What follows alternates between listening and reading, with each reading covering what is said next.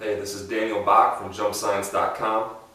This is the third video in the series on muscle tension. Right now we're going to cover muscle contraction velocity. Alright, so what we're going to be looking at is the force velocity curve of muscles.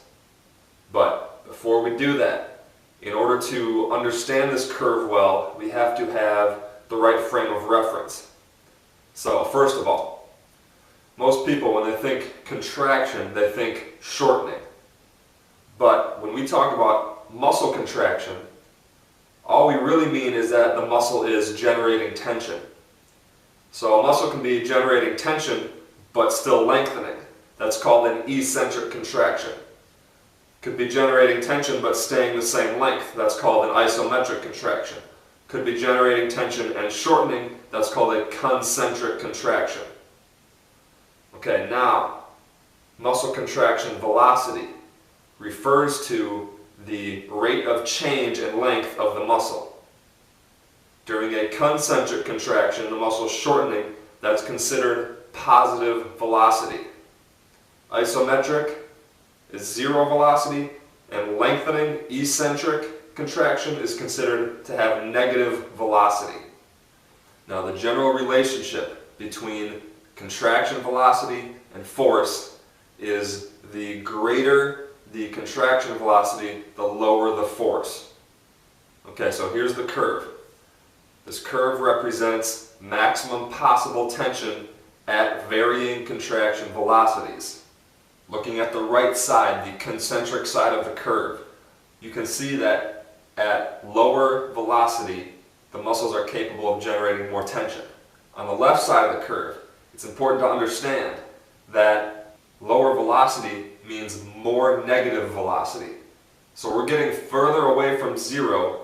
This is faster movement. This is a faster change in length of the muscle. But because the muscle is lengthening, it's eccentric, we consider it negative, so that is still lower velocity. So the force continues to rise as velocity gets lower. So you can see that the highest tension occurs during high-speed eccentric contractions, when the muscle is lengthening quickly. Now, this curve can be a little tough to wrap your head around. I think a lot of people never really grasp it very well. You might ask yourself, so if I think about my shoulder muscle and I'm raising my arm, I'm going to get more tension if I raise it slowly than if I raise it quickly? That doesn't make sense. Or if I'm sitting down, I'm letting gravity overcome the tension in my quads and my glutes. That's eccentric, so that's going to be more force than when I'm standing up and I'm overcoming gravity. That doesn't make sense either. The key thing to remember is that this curve represents maximum possible tension at a given contraction velocity. It does not represent all contractions at that velocity. So not all eccentric contractions are higher force than concentric contractions. And not all slow concentric contractions are higher force than faster ones. It is only in the context of maximum effort that this curve applies. So when I raise my arm slowly, I do not get more muscle tension in my deltoids. That's ridiculous. You don't get more force when you intentionally move slow. You get more force when there is an opposing force or opposing momentum that forces you to move more slowly. So, no weight, I raise my arm as fast as I can, I get a certain amount of tension. I put a weight in my hand, I raise it as fast as I can again, it's going to be a little bit slower, and at that slower speed, my muscles are going to generate more tension. But still, the force velocity curve is a little tough to understand. You know, why is it that at lower contraction velocities our muscles produce more force? I'm going to try to explain this. I'm going to have to use some physics. Newton's third law states that for every action there is an equal and opposite reaction. What that means is when object A applies force to object B applies an identical force in the opposite direction to object A. So I clap my hands apply equal and opposite forces to each other.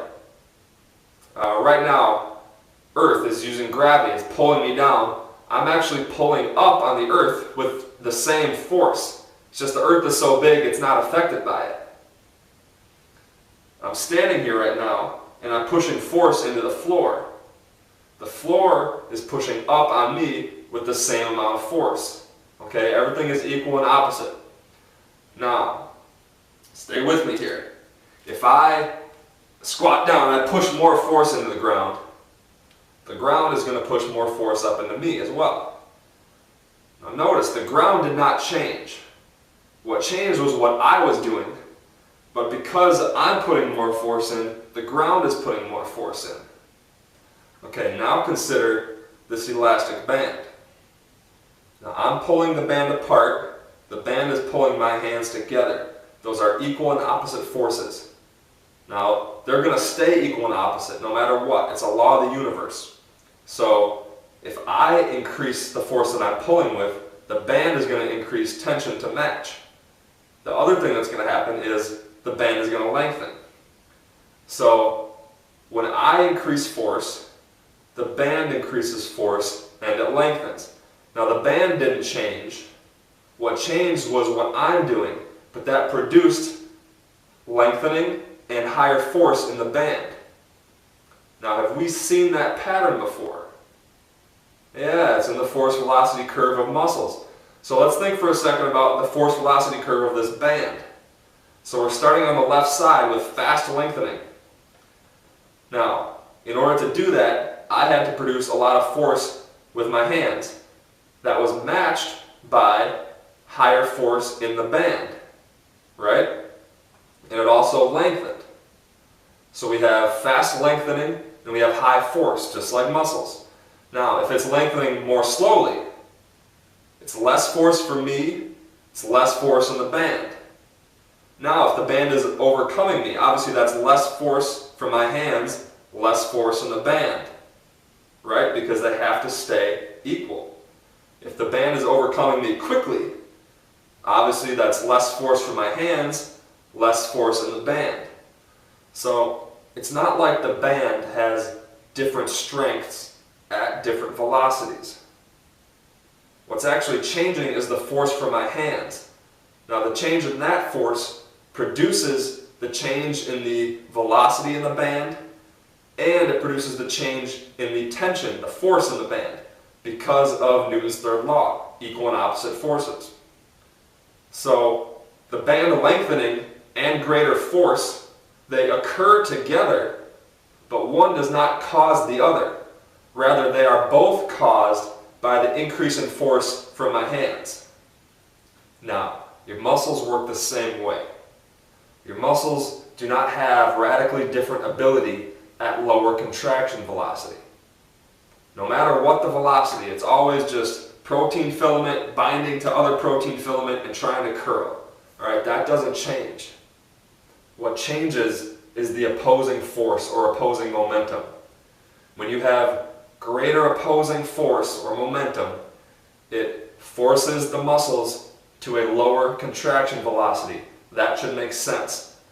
That greater opposing force also elicits greater muscle tension because of Newton's third law, equal and opposite forces. So, the lower contraction velocity does not produce greater force. The two things occur together, but they are both caused by greater opposing force. So, hopefully, that helps you understand where this curve comes from. Now we need to apply this information to movement. Alright, we've covered now 4 different factors that influence muscle tension. We talked about effort level, muscle length, contraction duration, and contraction velocity. Now with those 4 factors, we can look at any movement, any point in that movement, and get a pretty good idea of what kind of muscle tension is being generated at that point. So rather than just look at contraction velocity right now, I'm going to just look at an entire movement and talk about all 4 of those factors as we go through it. So let's talk about squats. Alright, so the key muscles we're going to be looking at are the quads and glutes, since we're going to be flexing our knees and our hips. So, as I begin to descend into the squat, I'm going to use eccentric muscle contraction to control the weight. Now, eccentric muscle contraction can be very high force, but not all eccentric contraction is high force. In this case, I'm still in a strong biomechanical position here, so it's not going to take very much effort for me to control the weight. So I got low effort. Also, the muscles are not lengthened yet. They're still fairly shortened. Muscles are stronger when they're longer. So even though this is eccentric, this is not particularly high tension yet. As I go down, I'm moving into a weaker position, so the effort level is going to go up. I'm also lengthening the muscles more, so that's going to cause the tension to go up. So as we go down, tension is going to be building. But it's not until I get somewhere near the bottom I'm going to snap on that maximum effort. And that's when I get the perfect storm of these muscular factors. I have eccentric contraction, I have high effort, and I have the muscles lengthened. So what we get down at the bottom of a squat is this muscle tension peak. And that's common among a lot of eccentric, concentric strength training exercises. Bench press, pull-ups, stiff leg deadlift, things like that. You get a tension peak at the bottom as you stop the weight. Then, on the way up, I still have maximum effort, I still have the muscles lengthened, but I'm switching over to concentric, so we know that it's going to be less muscle tension. As I continue to come up, the muscles are shortening, so they're getting weaker. Also, my concentric velocity is increasing, so the tension is going to decrease and continue to decrease as I stand up. Now, let's talk about the impact on muscle tension if I make some changes to the exercise. First, if I drop into the squat quickly, what's that going to do? Well, on the way down, I'm producing less tension, less effort, but when I get to the bottom and I turn on that maximum effort, now I have more downward momentum, more opposing momentum. That's going to force me into a higher speed eccentric contraction, a lower contraction velocity, so I'm going to get a higher tension peak down at the bottom. So, if you are trying to get nice and sore, or if you want to generate a lot of muscle tension, dropping quickly into your squats is a great way to do it. Now, I'm not saying everybody should do that. You have to have a lot of skill in the movement before you can do that. But if you have that skill, it can be a useful tool. Now let's say I do a box squat. I go down with my less than maximal effort. Then at the bottom, instead of having to turn on that maximum effort to stop the weight and turn it around, I just sit on a box. Then on the way up, it's purely concentric. So I lose that eccentric muscle tension peak at the bottom when I do a box squat. So let's say you are already sore and you don't need to get more sore. You can do box squats. Let's say you want to be easier on your knees. You can do box squats. You don't get that muscle tension peak in your quads at the bottom. Now on the same note, what if I go ass to grass and I go down and I set my hips on the back of my calves? That's going to have a similar effect to box squat. You're going to lose some of that tension peak. Now let's say I put more weight on the bar. On the way down, it's going to take more effort. I'm going to get more muscle tension. On the way up, I should have maximum effort at both weights, but the heavier weight is going to force me into a slower concentric contraction, and we know that that's going to be a little bit higher tension. So on the way down, on the way up, it's higher tension.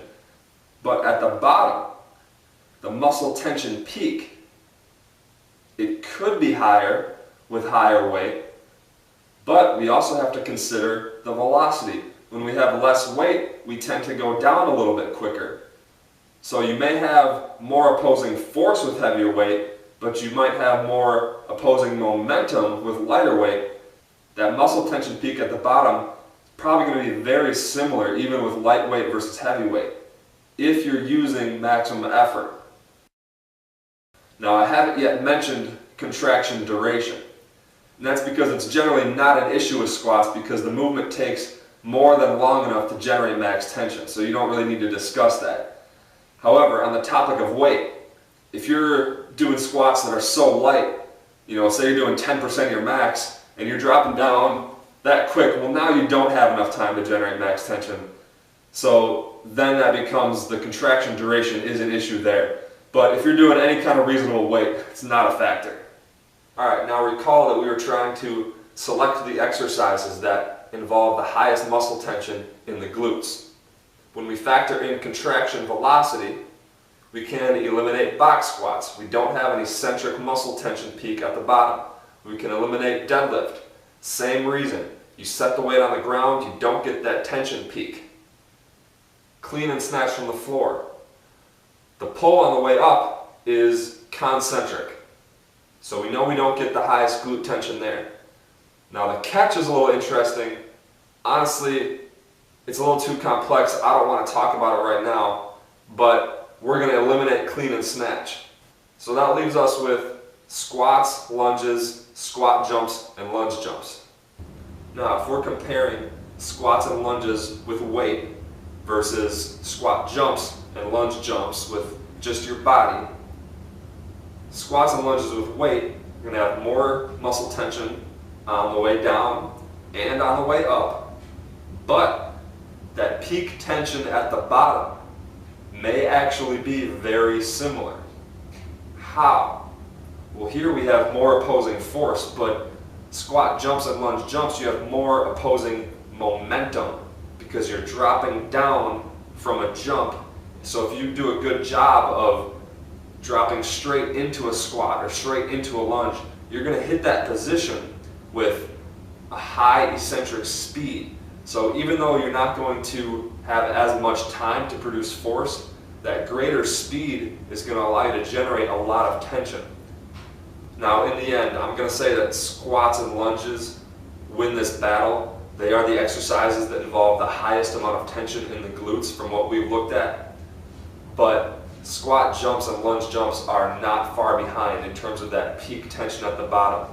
And I wanted to keep those around to demonstrate the impact of that velocity. Alright, I think I'm going to do 2 more videos in this series. In the next one I'm going to talk about the bilateral deficit, and that's actually going to help us distinguish between squats and lunges which one has the highest glute tension.